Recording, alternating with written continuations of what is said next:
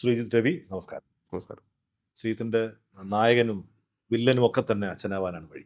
കാരണം കണ്ടും കേട്ടുകൊണ്ടിരിക്കുന്നത് ആ അച്ഛനിലൂടെയാണ്. ഒരുപാട് എനിക്ക് മറ്റ് സിനിമകൾ കണ്ടിരുന്നു എന്ന് തന്നെ അറിയില്ല. അച്ഛനെന്ന് പറയുന്ന മഹാനായ നടനെ ഞാൻ അങ്ങനെ തന്നെ പറയും. എങ്ങനെയാണ് ശ്രീജിത്ത് എന്ന് പറയുന്ന മകൻ എന്നല്ല ആക്ടറും കൂടി നോക്കിക്കാണുന്നത്? രണ്ടും സെപ്പറേറ്റ് ചെയ്യാൻ ഭയങ്കര ബുദ്ധിമുട്ടാണ്. പക്ഷേ ആസ് എൻ ആക്ടർ എന്നെ സംബന്ധിച്ചിടത്തോളം അച്ഛൻ ഡിസേർവ് ചെയ്യുന്ന റെക്കഗ്നിഷൻ ഇനിയും കിട്ടിയിട്ടില്ല എന്ന് വിശ്വസിക്കുന്ന ഒരാളാണ്.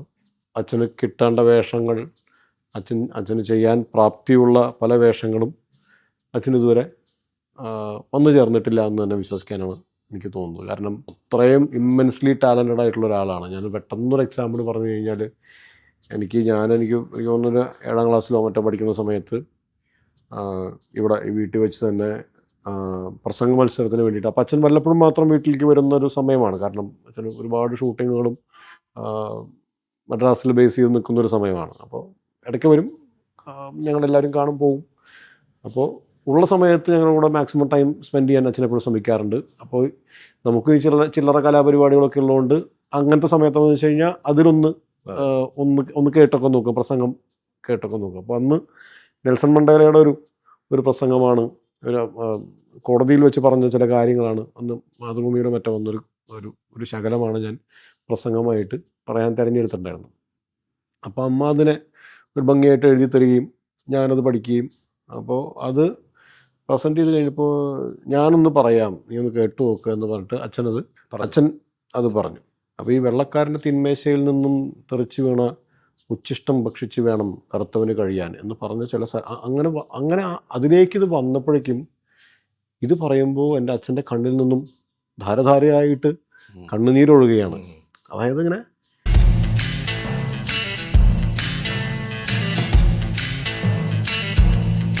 ജ്വല്ലറി ലൈറ്റ് വെയ്റ്റ് ഗോൾഡിന്റെ ഏറ്റവും പുതിയ കളക്ഷൻ ഒരു പ്രസംഗമാണ്. അതായത് 2-3 മിനിറ്റുള്ള പ്രസംഗത്തിൻ്റെ അകത്ത് അയാൾ നെൽസൺ മണ്ടേലയായി മാറി ആ ഒരു സമയം കൊണ്ട്. അപ്പം നമ്മൾ സ്റ്റാർട്ട് ക്യാമറ ആക്ഷൻ ഇതൊക്കെ നമ്മളിപ്പോൾ ഈ അടുത്ത് നമ്മൾ കാണുകയും അത് പല ലൊക്കേഷനുകൾ കണ്ടിട്ടുണ്ട്. അച്ഛൻ നാടകത്തിൽ അഭിനയിക്കുന്നത് കുറച്ച് കണ്ടിട്ടുണ്ട്. പക്ഷേ ഇങ്ങനെ റൈറ്റ് ഇൻ ഫ്രണ്ട്, ഇപ്പോൾ ഇത്രയും ഒരു ഡിസ്റ്റൻസിൻ്റെ അകത്ത് ഒരാൾ നിന്ന് അയാൾ പെട്ടെന്ന് വേറൊരാളായിട്ട് മാറുന്നത് കണ്ടപ്പോൾ എനിക്ക് ഇയാളൊരു സംഭവമാണ് കേട്ടോ എന്ന് എനിക്ക് സത്യം പറഞ്ഞു കഴിഞ്ഞാൽ തോന്നിയ ആദ്യത്തെ ഇൻസ്റ്റൻസ്, എൻ്റെ ഓർമ്മയിലുള്ള ആദ്യത്തെ ഇൻസ്റ്റൻസ്. പല സിനിമകളിലും നല്ല ഗംഭീര വേഷങ്ങൾ അദ്ദേഹം ചെയ്തിട്ടുണ്ട്, ഇല്ലെന്നല്ല പറയുന്നത്. ഈ പറഞ്ഞ ഒരു സദയമായാലും ധ്രുവമായാലും അങ്ങനെ ഈ അടുത്ത് വന്ന പകൽ പോലത്തെ സിനിമകൾ, അടയാളങ്ങൾ, അപ്പോൾ 22 ഫീമെയിൽ കോട്ടയം, അങ്ങനെ കുറേ സിനിമകൾ എനിക്ക് ലിസ്റ്റ് എടുത്ത് പറഞ്ഞ പാവം ക്രൂരൻ, അങ്ങനെ ഒരുപാട് ലിസ്റ്റ് എടുത്ത് നമുക്ക് പറയാൻ പറ്റും. പക്ഷേ ഇതിങ്ങനെ ക്ലോസ് ക്വാർട്ടേഴ്സ് വിത്തിൻ സെക്കൻഡ്സ് ഒരാൾ ഒരു ട്രാൻസ്ഫോർമേഷൻ വരികയും അയാൾ പെട്ടെന്ന് നമ്മുടെ മുമ്പിൽ നെൽസൺ മണ്ടേല നിൽക്കുന്ന പോലെയുള്ളൊരു ആ രീതിയിൽ ഇത് പ്രസൻറ്റ് ചെയ്യുമ്പോൾ എനിക്കപ്പോൾ തോന്നിയ അത് ഇപ്പോഴും എൻ്റെ മനസ്സിൽ, ഞാൻ ഇത്രയും വർഷം കഴിഞ്ഞിട്ട് എനിക്കിപ്പോഴും ആസ് എൻ ആക്ടർ എനിക്ക് ആലോചിക്കുമ്പോൾ എനിക്ക് അങ്ങനെ ഇമ്മൻസ്ലി ടാലൻറ്റഡ് ആയിട്ടുള്ള ഒരുപാട് പേരുണ്ടായിരിക്കട്ടെ. എൻ്റെ അച്ഛനെയാണ് ഞാൻ കണ്ടതെന്നുകൊണ്ട് എൻ്റെ അച്ഛൻ്റെ കാര്യം പറഞ്ഞു. അപ്പോൾ ഇത്രയും ഓപ്പർച്യൂണിറ്റീസും ഇത്രയും പ്രഗത്ഭനായ നടനായിട്ട് ഇത്രയും സാഹചര്യങ്ങളുണ്ടായിട്ട് പോലും അത് കൃത്യമായിട്ട് പ്ലേസ്ഡ് ആയിട്ടില്ല എന്നെനിക്ക് തോന്നാറുണ്ട്. പല ആൾക്കാരും എൻ്റെ അടുത്ത് പറഞ്ഞിട്ടുണ്ട്, അച്ഛന് ഒരു ഉഗ്രം വേഷം ഞങ്ങൾ എഴുതി വെച്ചിട്ടുണ്ടെന്ന് പല ആൾക്കാരും എൻ്റെ അടുത്ത് എന്നെ കാണുമ്പോൾ, സിനിമാ സുഹൃത്തുക്കൾ പല ആൾക്കാരും വന്നിട്ടുണ്ട്. പക്ഷെ അതൊന്നും മെറ്റീരിയലൈസ് ചെയ്ത് വന്നിട്ടില്ല. ചിലതൊക്കെ ആയിട്ടുണ്ട്, ചിലത് അൺഫോർച്ചുനേറ്റ്ലി ശ്രദ്ധിക്കപ്പെടാതെ പോയിട്ടുണ്ട്. പക്ഷേ the best still to come എന്നെനിക്ക് ഉറപ്പാണ്. കാരണം ഈസ് 18 ആവും, അപ്പോൾ പൂർണ്ണ ആരോഗ്യവാനാണ്.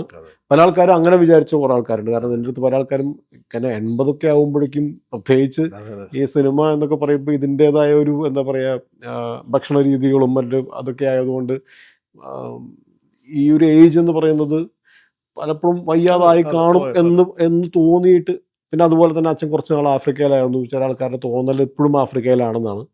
അപ്പോൾ അച്ഛൻ എനിക്ക് തോന്നുന്നു കോവിഡ് കഴിഞ്ഞ സമയം തൊട്ട് അച്ഛൻ ഇവിടെ തന്നെ ഉണ്ട്. അപ്പോൾ 100% ഗംഭീര വേഷങ്ങൾക്ക് പ്രാപ്തനായിട്ട് നിൽക്കുന്നൊരവസ്ഥയിലാണ് അച്ഛനിപ്പോൾ നിൽക്കുന്നത്. ആദ്യകാലത്ത് അദ്ദേഹത്തിന് കിട്ടിയ ഈ വില്ലൻ വേഷങ്ങളൊക്കെ തന്നെ അദ്ദേഹത്തിൻ്റെ അവസരങ്ങൾ നഷ്ടപ്പെടുത്തിയെന്ന് തോന്നുന്നു.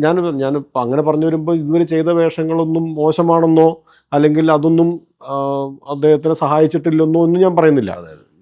I am only saying there is better to come, അത്രേ പറയുന്നുള്ളൂ. കാരണം the best still to come എന്ന് മാത്രമേ പറയുന്നുള്ളൂ. ഇതുവരെ ചെയ്തതിൽ ഒരുപാട് ഗംഭീര വേഷങ്ങളുണ്ട്, ഇല്ലെന്നല്ല. പൈ വി ശശി സാറിൻ്റെ കൂടെ ചെയ്ത്, ഭരതേട്ടൻ്റെ കൂടെ ചെയ്ത പടങ്ങളൊക്കെ എണ്ണം പറഞ്ഞ വേഷങ്ങളാണ്. സന്ധ്യ വൈകുന്നേരമൊക്കെ വളരെ കുറച്ച് സ്ക്രീൻ സ്പേസ് ഉള്ളെങ്കിലും അങ്ങ് ഇഷ്ടപ്പെട്ടു പോകുന്നൊരു ക്യാരക്ടറാണ്.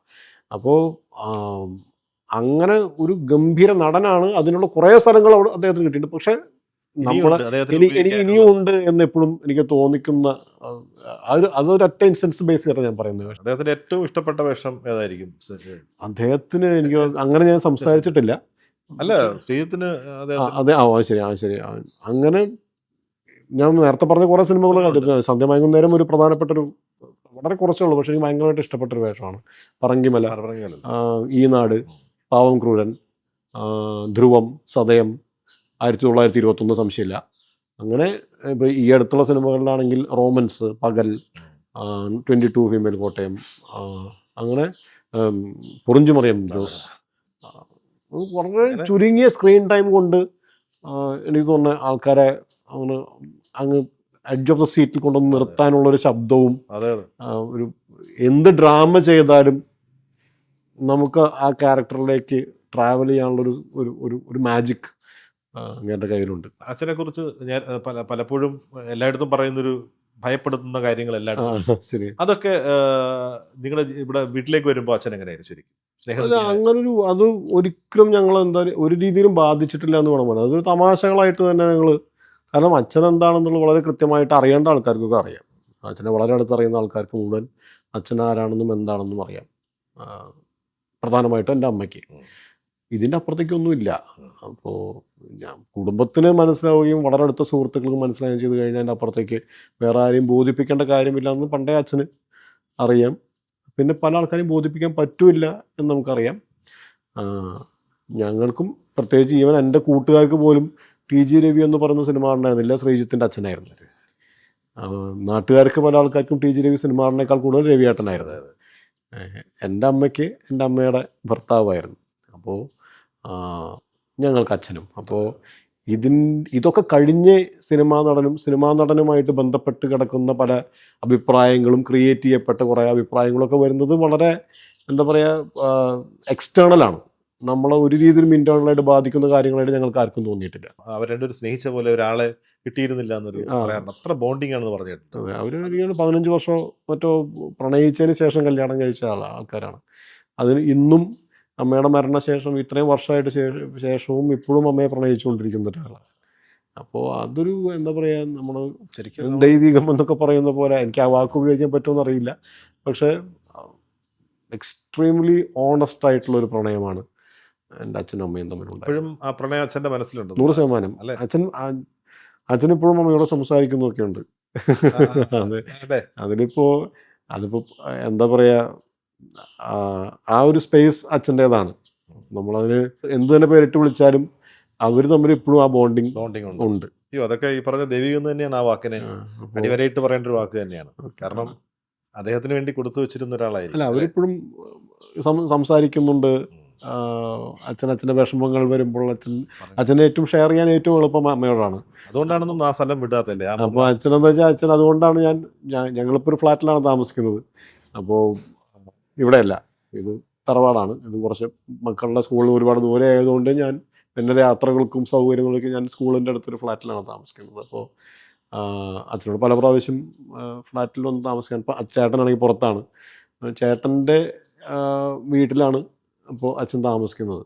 അപ്പോൾ പല പ്രാവശ്യം ഇങ്ങോട്ട് വന്ന് താമസിക്കാൻ പറഞ്ഞ അച്ഛൻ പറയുന്നത്, എനിക്ക് എൻ്റെ ഒരു പേഴ്സണൽ സ്പേസ് എന്ന് പറഞ്ഞൊരു സ്പേസ് ഇതാണ്. അപ്പം അച്ഛൻ്റെ ചെറിയ കൃഷിയും കാര്യങ്ങളും അവിടെ ഉണ്ട്, അമ്മയുണ്ട് അച്ഛൻ്റെ കൂടെ. അപ്പോൾ അവിടെ നിന്ന് ഇങ്ങോട്ട് പോകാൻ അച്ഛന് താല്പര്യമില്ല. അറിയിച്ച അംഗീകാരങ്ങൾ കിട്ടിയില്ല എന്ന് പറഞ്ഞു. പക്ഷെ അത് വേഷങ്ങളുടെ അടിസ്ഥാനത്തിൽ മാത്രമാണെന്ന് എനിക്ക് തോന്നുന്നില്ല. ഈ പറഞ്ഞ പോലെ നമ്മുടെ ഗവൺമെൻറ് സെക്ടറിലുള്ള ഒരുപാട് റിക്കഗ്നൈസേഷൻസ് നമുക്കുണ്ട്. അതൊന്നും അദ്ദേഹത്തിന് തേടി വന്നിട്ടില്ല എന്നുള്ള ഒരു ദുഃഖം തന്നെയല്ലേ. സ്ത്രീകളുടെ മുടി വളർച്ചയ്ക്കും ശക്തിക്കും അത്യാവശ്യമായ വൈറ്റമിൻ ഡിയാലും ഹെർബൽ ഈസ്ട്രജനാലും സമ്പുഷ്ടമായ ആദ്യത്തെ ഹെയർ എലിക്സർ മുടി കൊഴിച്ചിൽ നിയന്ത്രിക്കുന്നതിനോടൊപ്പം മുടി വളർച്ച കൂട്ടുന്നു. അമൃത് വേണി ഹെയർ എലിക്സർ. അങ്ങനെ റെക്കഗ്നീഷൻ അല്ല ഞാൻ ഒരു സ്റ്റേറ്റ് അവാർഡ് അങ്ങനെയുള്ള അർത്ഥത്തില്ല. JC ഡാനിയൽ പുരസ്കാരം അടക്കമുള്ള അംഗീകാരങ്ങൾ അദ്ദേഹത്തിന് അല്ല, അത് അതിൻ്റെതായ വഴി നന്നോട്ടെ. ഞാൻ അതിലൊന്നും ഞാൻ ഒരു വാക്ക് പറയാൻ എനിക്ക് അതിൻ്റെ മാനദണ്ഡങ്ങളൊന്നും എനിക്കറിയില്ല. അപ്പോൾ അതിൽ എന്തുകൊണ്ടാണ് എന്നൊന്നും എനിക്കറിയാം. അതിനെപ്പറ്റി ബോധേടുമല്ല. പക്ഷേ ക്യാരക്ടേഴ്സാണ് ഞാൻ എപ്പോഴും, കാരണം ഈ അവാർഡുകൾ എന്ന് പറയുന്നത് കിട്ടിയാൽ സന്തോഷം ഇല്ലെന്നല്ല. അച്ഛന് കിട്ടുമ്പോൾ തീർച്ചയായും മകൻ എന്നുള്ളതിലേക്ക് 100% സന്തോഷമാണത്. എല്ലാ അംഗീകാരങ്ങളും നമ്മൾ പക്ഷേ ആസ് ആൻ ആക്ടർ നമ്മളെപ്പോഴും ആഗ്രഹിക്കുക അച്ഛൻ്റെ കാലിബറിനെ പറ്റിയ വേഷങ്ങൾ അദ്ദേഹത്തിലേക്ക് എത്താൻ ഇനിയും അവസരങ്ങൾ ഉണ്ടാവണം എന്നാണ് ഞാൻ എപ്പോഴും ആഗ്രഹിക്കുന്നത്. മറ്റത് ചിലപ്പോൾ നിങ്ങൾ പറഞ്ഞ പോലെ തന്നെ വേഷങ്ങളുടെ അടിസ്ഥാനത്തിലായിരിക്കാം, ചിലപ്പോൾ അല്ലാതെ ആയിരിക്കാം.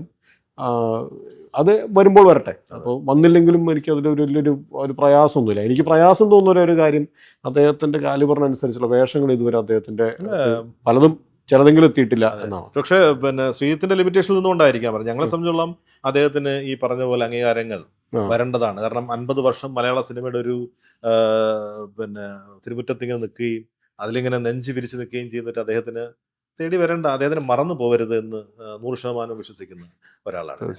അർത്ഥത്തിലാണ് ഞാനത് പറഞ്ഞത്. ഇപ്പം ഇവൻ അത്ഭുതം തന്നെ തോന്നുന്നത് ഇപ്പം താരസംഘടനയിലെ അമ്മയെ പോലും അദ്ദേഹത്തിനൊരു അംഗത്വം ഇല്ലെന്നുള്ളത് ശരിക്കും എന്നെ വിസ്മയം. ഞാൻ പലപ്പോഴും പലരോടും ആ വിഷയം പറഞ്ഞിട്ടുണ്ട്. അച്ഛനോട് ബാബുചേട്ടനൊക്കെ കുറെ മുമ്പ് ചോദിച്ചിട്ടുണ്ടെന്ന് തോന്നുന്നു. പിന്നെ അച്ഛന് അതിനോട് താല്പര്യമില്ലാതാണോ എന്താ, ഞാൻ അതിനെപ്പറ്റി സംസാരിച്ചിട്ടുമില്ല.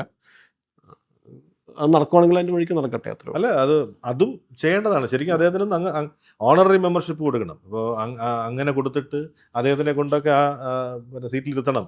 അത് അമ്മയിലെ അംഗങ്ങൾ കേൾക്കാൻ വേണ്ടി ഇപ്പോഴും ഈ ഒരു അവസരത്തിൽ ഞാനത് പറയുകയാണ്. ഇരിക്കട്ടെ. പക്ഷേ നമ്മൾ ആലോചിക്കുമ്പോൾ അക്കാലത്ത് ഇന്ന് എഞ്ചിനീയറിംഗ് എന്നൊക്കെ പറഞ്ഞാൽ എല്ലാവർക്കും ഒരുപാട് പേർക്കുണ്ട്. അതെ. പക്ഷെ അന്ന് തൃശ്ശൂർ എഞ്ചിനീയറിംഗ് കോളേജിൽ നിന്ന് മെക്കാനിക്കൽ എഞ്ചിനീയറിംഗിൽ ബിരുദം നേടിയ ഒരാളാണ് അദ്ദേഹം. മനസ്സിലായില്ലേ? അപ്പോൾ ആ അച്ഛൻ്റെ പാതയിൽ തന്നെയാണ് ശ്രീജിത്തും ഒക്കെ പോയത്. ശ്രീജിത്ത് IIT പ്രൊഡക്റ്റ് ആണ്. IIT അല്ല, REC. അപ്പം എന്നാലും ആ മെക്കാനിക്കൽ എഞ്ചിനീയറിംഗ്. പക്ഷെ അച്ഛൻ്റെ ആ ഒരു അതേ ബ്രാഞ്ച് തന്നെയാണ്. അച്ഛനും മെക്കാനിക്കൽ എഞ്ചിനീയറാണ്. അച്ഛൻ്റെ ആ ഒരു ഇത് തന്നെയാണോ അതോ ഇത് വഴി തന്നെ പോകാൻ കാരണമായി? ഞങ്ങൾക്ക് ഒരു ബിസിനസ് ഉണ്ടായിരുന്നു, ടയർ കമ്പനി ഉണ്ടായിരുന്നു. അപ്പോൾ ഞങ്ങളുടെ എഡ്യൂക്കേഷനും എല്ലാം അതിലേക്ക് ടാർഗറ്റ് ചെയ്തിട്ട് തന്നെയാണ് ഞങ്ങൾ at the end of education ഞങ്ങൾ ഇതിലേക്ക് തന്നെ വരണം എന്നുള്ള രീതിയിൽ തന്നെയാണ് ഞാനും ചേട്ടനും ഇതിനെ അപ്രോച്ച് ചെയ്തിരുന്നത്. അപ്പോൾ അതുകൊണ്ട് തന്നെ ബിസിനസ് ആയതുകൊണ്ട് മെഷീനറിയായിട്ട് ബന്ധപ്പെട്ട കാര്യങ്ങളൊക്കെയാണ് കൂടുതൽ എന്നുള്ളതുകൊണ്ട് കുറച്ച് അച്ഛനും ഒരു ടെക്നോക്രാറ്റാണ്. അപ്പോൾ അതുകൊണ്ടാണ് മെക്കാനിക്കൽ എഞ്ചിനീയറിങ്ങിനോട് കുറച്ചുകൂടി താല്പര്യമുള്ളത്. അപ്പം അങ്ങനെ ആദ്യം ബിറ്റ്സ് പിലാനിയിലാണ് ഞാൻ ജോയിൻ ചെയ്തത്. ബിറ്റ്സ് പിലാനിയിൽ പക്ഷേ എനിക്ക് കിട്ടിയ കോഴ്സ് MMS എന്ന കോഴ്സായിരുന്നു. അപ്പോൾ എനിക്ക് അതിനേക്കാൾ കൂടുതൽ താല്പര്യം മെക്കാനിക്കൽ എഞ്ചിനീയറിംഗ് ആയിരുന്നു. അപ്പോൾ 2 മാസം ബിറ്റ്സ് പിലാനി കഴിഞ്ഞിട്ട് ഡ്രോപ്പ് ഔട്ട് ചെയ്തിട്ട് അപ്പോഴേക്കും ഇവിടുത്തെ റാങ്ക് ലിസ്റ്റ് വന്നു കഴിഞ്ഞപ്പോൾ എനിക്കിവിടെ നല്ലൊരു ബ്രാഞ്ച് കിട്ടും, മെക്കാനിക്കൽ കിട്ടുമെന്നൊരു ഉറപ്പ് വന്നു കഴിഞ്ഞപ്പോഴാണ് REC സൂറത്ത് കട ജോയിൻ ചെയ്യുന്നത്. അത് കഴിഞ്ഞ് പിന്നെ MBA ചേട്ടൻ IIM കൽക്കട്ടയിൽ MBA ചെയ്തു. ഞാൻ ICFI ബാംഗ്ലൂരിൽ MBA ചെയ്തു. 2 MBA എടുത്തു അല്ലേ? അല്ല, ഞാൻ DBF diploma in business finance, അതിൻ്റെ കൂടെ ഡിപ്ലോമ ഇൻ ബിസിനസ് ഫൈനാൻസും കൂടെ ചെയ്തു. ആ പ്രൊഫഷനിലൂടെ എന്താ പിന്നെ പോയിരുന്നത്? അങ്ങനെ ഒരു പ്രൊഫഷണൽ കോഴ്സിനോ അല്ലെങ്കിൽ വിചാരിച്ചിരുന്ന ആ കാലത്തൊക്കെ വിചാരിച്ചിരുന്ന നല്ല തൊഴിൽ സാധ്യതകളൊക്കെ ഉള്ള മേഖല? ഞാൻ ഒരു വർഷം അപ്പോളോ ടയർസിൽ ജോലി ചെയ്തിരുന്നു. ബാംഗ്ലൂർ മാർക്കറ്റിംഗിൽ വർക്ക് ചെയ്തിരുന്നു. ആ സമയത്തൊക്കെ നാടകങ്ങൾ എന്തുകൊണ്ടോ എനിക്ക് ഭയങ്കരമായിട്ട് കലയുണ്ട്. ആ സമയത്ത് ഞാൻ മഹേഷ് ദത്താനി എന്ന് പറഞ്ഞിട്ടൊരു തിയേറ്റർ ആക്ടിവിസ്റ്റാണ്. പുള്ളിയുടെ നാടക ക്ലാസ്സുകളിലൊക്കെ പോവുകയും നാടകങ്ങൾ ചെയ്യും. എല്ലാ ഈ വെള്ളിയാഴ്ചയും ടൈംസ് ഓഫ് ഇന്ത്യയുടെ ബാക്ക് ബീറ്റ് പേജിൽ ഒരു ഓഡീഷൻ കോൾ ഉണ്ടായിരിക്കും നാടകങ്ങൾക്ക്. നമ്മുടെ മൈൻഡ് സെറ്റ് പ്രൊഫഷൻ എന്നുള്ള രീതിയിൽ സിനിമയിലേക്ക് എത്തിയിട്ടില്ല, അല്ലെങ്കിൽ നാടകത്തിൽ നിൽക്കുന്നില്ലെങ്കിലും അതെപ്പോഴും നമ്മുടെ കൂടെ ഉണ്ടാവുമെന്ന് എനിക്ക് നല്ല ഉറപ്പായിരുന്നു. മയൂഖത്തിലേക്ക് വന്ന വഴി ഞാൻ പത്രത്തിൽ പരസ്യം വന്നു, ഇങ്ങനെ അതിലൊരു ആർട്ടിസ്റ്റുകൾ ആവശ്യമുണ്ടെന്ന് പറഞ്ഞിട്ട് ഒരു കാസ്റ്റിംഗ് കോൾ വന്നതാണ്. അച്ഛനോട് പറഞ്ഞിരുന്നു? അച്ഛനോട് പറഞ്ഞു. അപ്പോൾ പോയി നോക്കി. എതിർപ്പൊന്നുമില്ല, അച്ഛന് എതിർപ്പൊന്നുമില്ല. പോയി അച്ഛന് നമ്മൾ നാടകവും കാര്യങ്ങളും ചെയ്യുന്ന അറിയാം, നീ വേണമെങ്കിൽ ചെയ്ത് നോക്കിക്കോ, പോയി നോക്കിക്കോ എന്ന് പറഞ്ഞു. അങ്ങനെ ഞാൻ ദേവഗിരി കോളേജ് കോഴിക്കോട് അവിടേക്ക് ഒന്ന് ട്രെയിനിൽ പോയി. അന്ന് ട്രെയിൻ വഴിയിൽ വെച്ച് നിൽക്കുകയും പുലർച്ചെ 2 മണിക്കോ മറ്റോ ട്രെയിൻ നിന്നു. അവിടെ കോഴിക്കോട് എത്തിയിട്ടില്ല. അപ്പോൾ ഞാനിപ്പോൾ സമയത്തിനെത്തില്ല എന്നൊക്കെ ടെൻഷനായി. കുറേ നേരം 4 മണി 5 മണിയായിട്ടും ട്രെയിൻ എടുക്കുന്നില്ല. അത് കഴിഞ്ഞ് ഞാൻ ഇറങ്ങി പാളത്തിലൂടെ അങ്ങ് നടന്നു, കോഴിക്കോട് വരെ നടന്നു. അത് കഴിഞ്ഞ് കുറേ കിലോമീറ്റർ നടന്നു. അങ്ങനെ കോഴിക്കോട് എത്തി.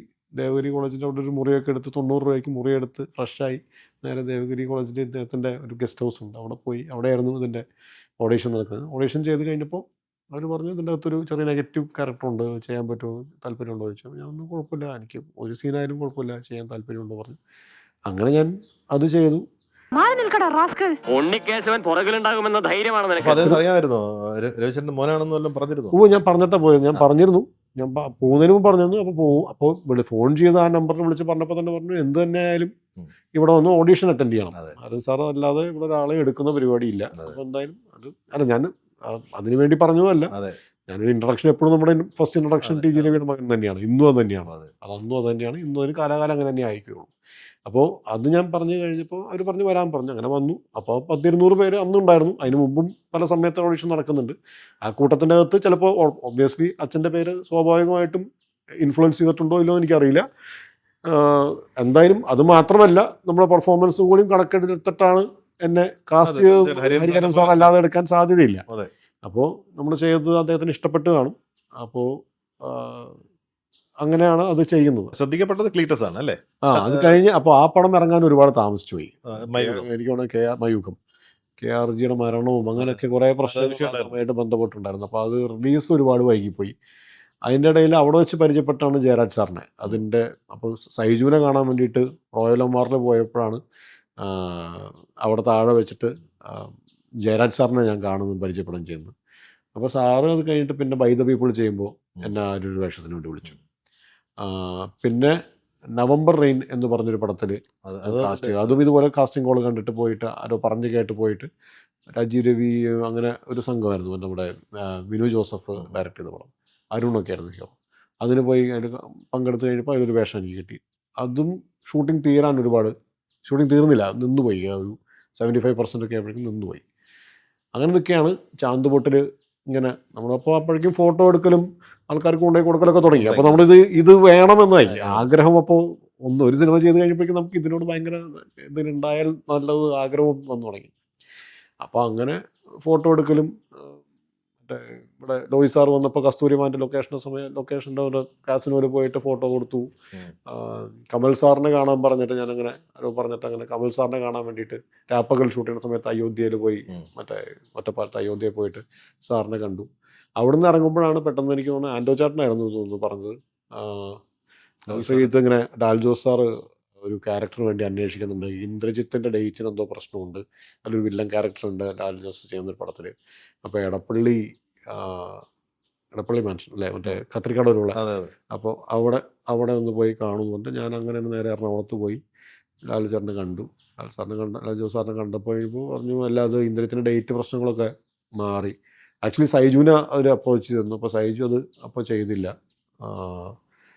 ഇന്ദ്രൻ്റെ ഡേറ്റ് ഓക്കെ ആയി. പിന്നെ ഉള്ളൊരു വളരെ ചെറിയൊരു 3 ദിവസം 4 ദിവസം വരുന്നൊരു ക്യാരക്ടറാണ്, ഗോവയിലൊരു വില്ലൻ ക്യാരക്ടറാണ്. അപ്പോൾ ഞാൻ എനിക്ക് ഒരു ദിവസമായാലും കുഴപ്പമില്ല, എനിക്ക് എന്തായാലും കുഴപ്പമില്ല എന്ന് പറഞ്ഞാൽ അങ്ങനെയാണ് ക്ലീറ്റസ് ചെയ്യുന്നത്.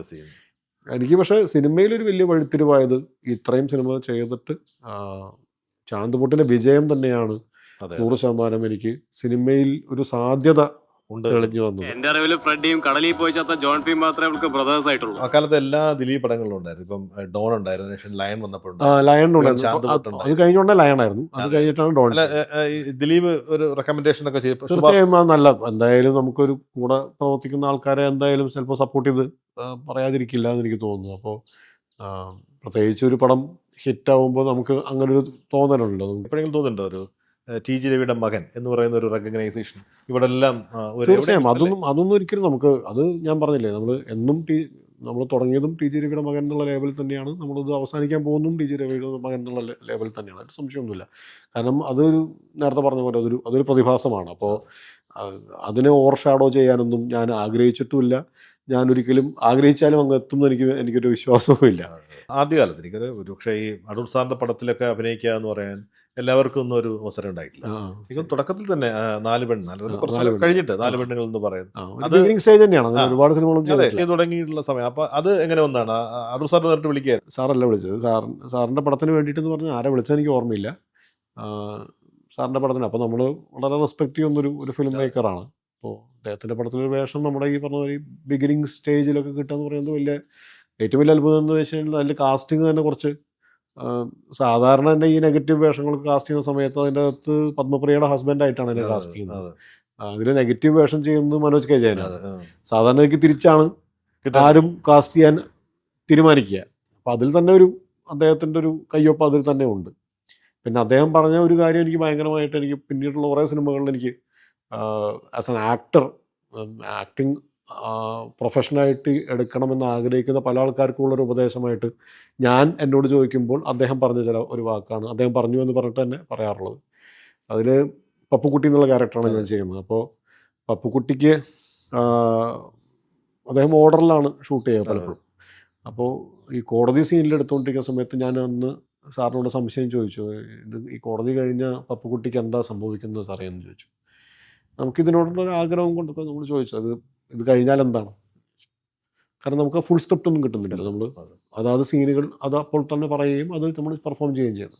അപ്പോൾ എൻ്റെ അടുത്ത് സാറ് പറഞ്ഞു, ശ്രീത്തെ പപ്പുക്കുട്ടിക്ക് ഇത് കഴിഞ്ഞ് എന്ത് സംഭവിക്കുമെന്ന് അന്ന് പപ്പുക്കുട്ടിക്ക് അറിയില്ലായിരുന്നു എന്ന് പറഞ്ഞു. അപ്പോൾ ഞാൻ ഒരു നടൻ എന്നുള്ള നിലയ്ക്ക് എനിക്കത് ഭയങ്കര ലേണിംഗ് ആയിരുന്നു. നമ്മൾ ഇത് കഴിഞ്ഞ് എന്ത് സംഭവിക്കും എന്നുള്ളതിനെ പറ്റി നമ്മൾ ചിന്തിക്കേണ്ട കാര്യമില്ല.